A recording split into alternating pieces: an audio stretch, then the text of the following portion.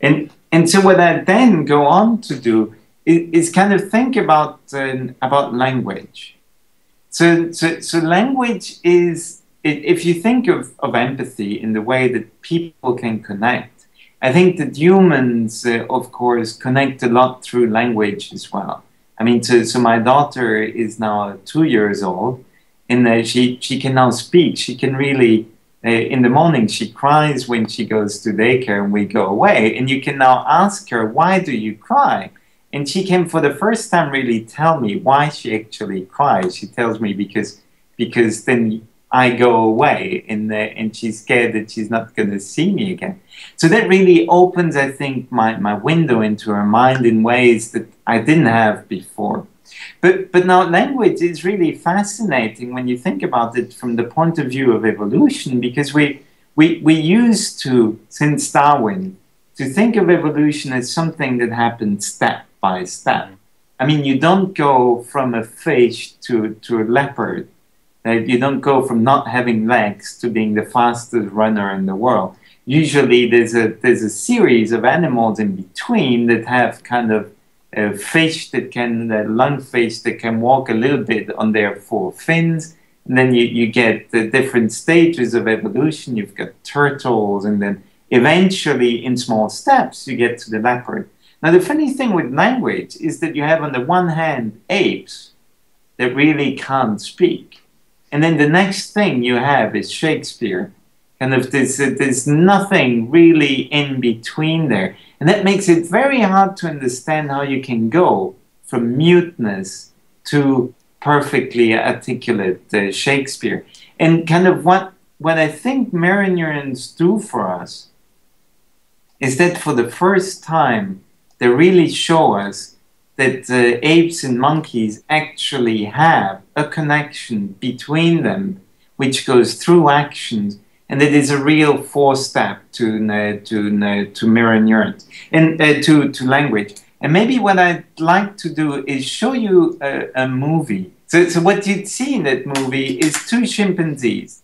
One of the chimpanzee knows how to crack a nut with a stone. And he's hammering onto this nut with his stone. And in front of him, there's a juvenile chimpanzee that is really trying to learn how to crack a nut. And he's just watching. But you'll see him, while he's watching, just repeat the exact movement with his hand.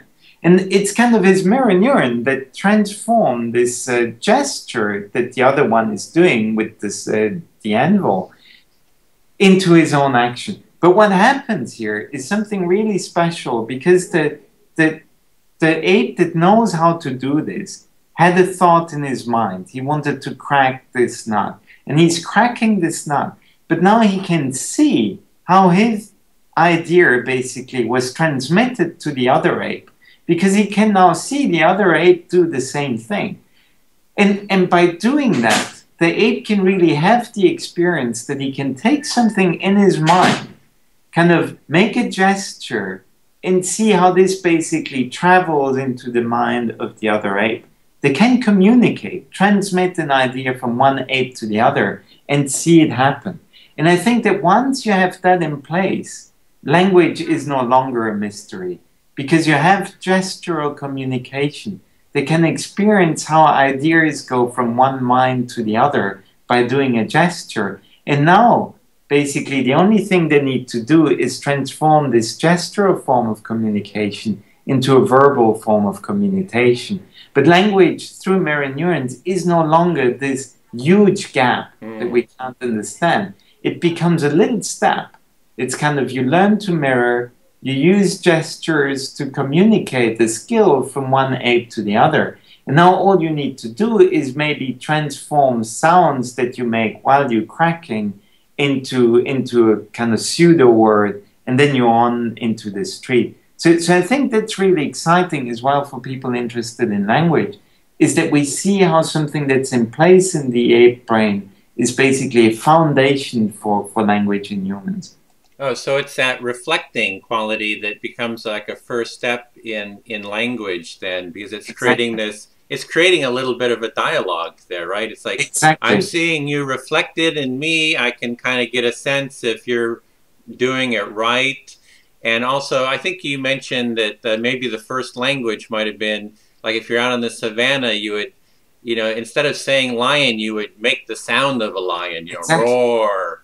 And then the Yes, other person, oh, roar. And then exactly. it's like it that creates kind of like this foundation then. Exactly.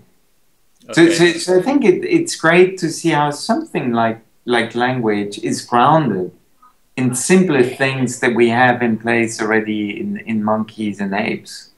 Yeah, so it's the whole evolutionary quality of it that we can see how it would progress, how this Exactly. quality would progress through time and evolution. I think Franz de Waal talks a lot about this too, about the kind of the different aspects of empathy. That Yes. different animals have different levels and qualities of empathy. That he uses, I think, the Russian doll Yes. model of one layer of empathy on top of the other, different qualities of it, and you can see it how it would evolve through time. Exactly, because a lot of people take great pride in the fact that humans are really special.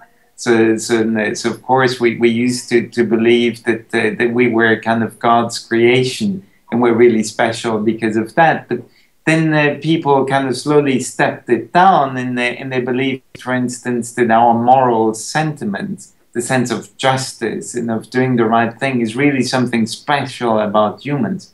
But I take much more pride in kind of seeing that things like empathy are actually biologically founded, and that there is a real continuum that empathy runs very deep, both in us, but as well in kind of the time of evolution, and that we can see it at work in our closest cousins like apes, but even in further cousins we now have some very nice experiments that show that rats are empathic as well.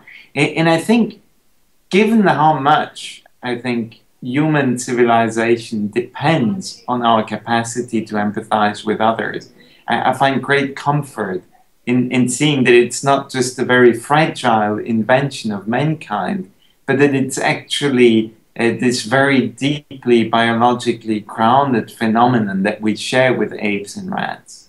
So it's like we're you can't kind of get away from empathy because we're wired for empathy, and it also kind of makes a connection with the rest of life too. It's like we're not so Yes, alienated from other animals. We actually have some similarities and some commonalities. exactly. And in things that I think are very important and valuable, like caring for the welfare of somebody else, this is maybe one of the grandest virtues that we have. Seeing that we share these very grand values with other animals, I find is particularly enriching as an experience of bonding with the animal kingdom. Yeah, the one thing I have to ask about here, we're on chapter 5, language, but you start off by saying blue banana with 100 legs. What was that? Oh yes, well that's I think to the power of language. So I can tell you to think about a blue banana with 1,000 legs, and you can actually come up now with in your mind with this completely unlikely phenomenon. Basically, a blue banana with 1,000 legs. You never saw one in the world. But just by communication, I can take this kind of very unlikely thought in my mind and communicate it to your mind. And I think that is something that, of course, is really special about language. It's very hard, I think, for an ape to create in another ape something as science fiction as a blue banana with 1,000 legs. So language is really wonderful in the way that it can connect us. But it's by the same time, by showing how language derives from something simpler, like mirror neurons in apes, I kind of hope to show a bit the continuity. So we have the continuity with the animal kingdom.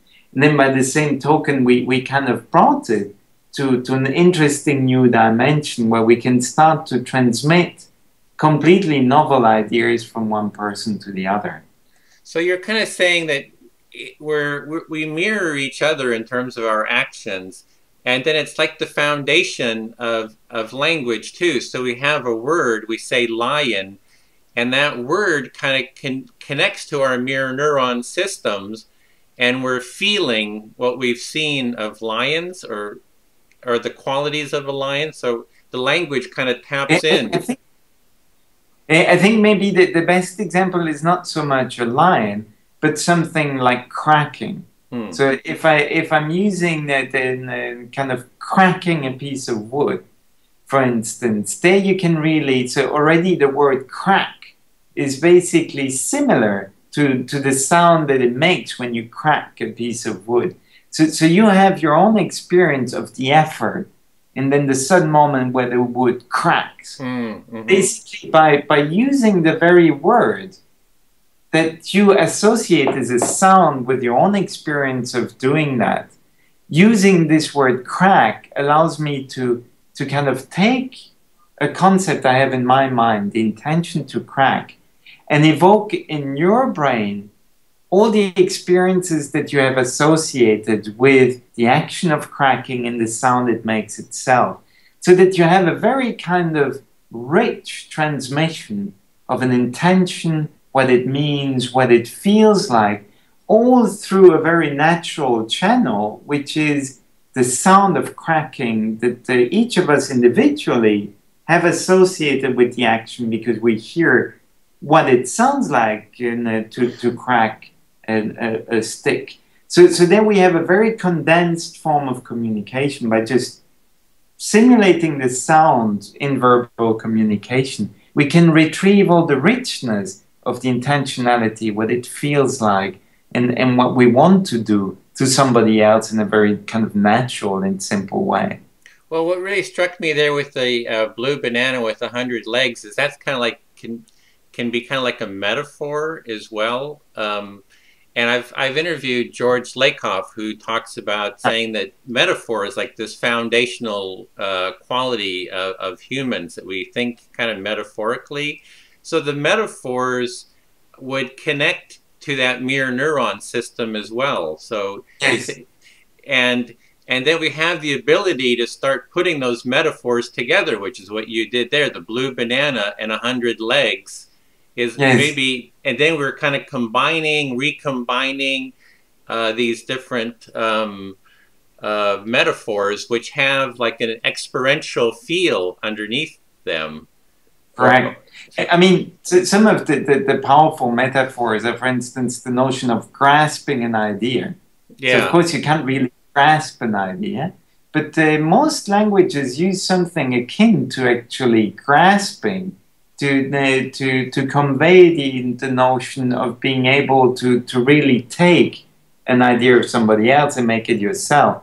And it's kind of amazing how that rests on the simple motor program of taking something and making it your own kind of thing.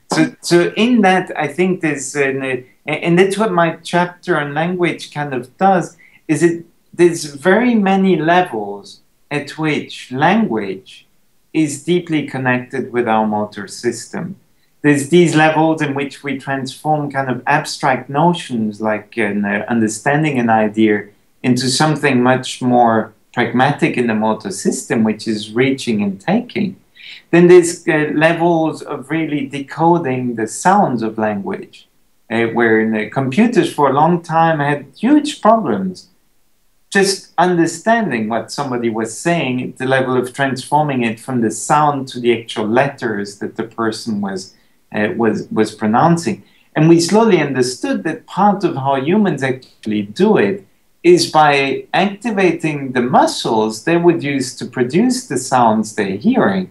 That really allows them to categorize the sounds in the different letters we have, because different letters involve different muscles. Kind of a G is in the back of your mouth, a P is in the front of your mouth. And by mapping it onto the right muscles, they suddenly become very different. They feel very different. And so there's all these different levels. And I think they're really, you get out of that chapter being almost amazed, I think, at how many levels of similarity we have between our motor system in our capacity to speak. Yeah, so really, and it starts with that mirroring, those mirror neurons as being so foundational then for that. And And it opens up a whole level after level. Yeah. yes, Uh-huh.